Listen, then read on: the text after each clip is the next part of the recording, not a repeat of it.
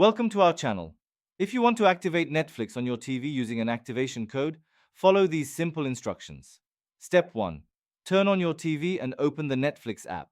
If the app is not installed, download it from your TV's app store. Step 2.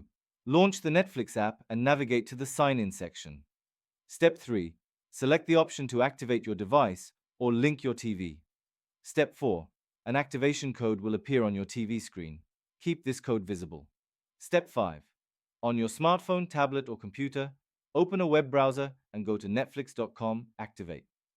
Step 6. Enter the activation code displayed on your TV into the field on the website. Step 7. Click Continue or Submit. Then log in with your Netflix account credentials. If you don't have an account, click Sign Up to create one and choose a subscription plan. Step 8. Once the code is verified, your TV will automatically refresh and Netflix will be fully activated. You can now browse and stream thousands of movies, TV shows, and Netflix originals. Enjoy your favorite content on the big screen. Don't forget to like this video and subscribe to our channel.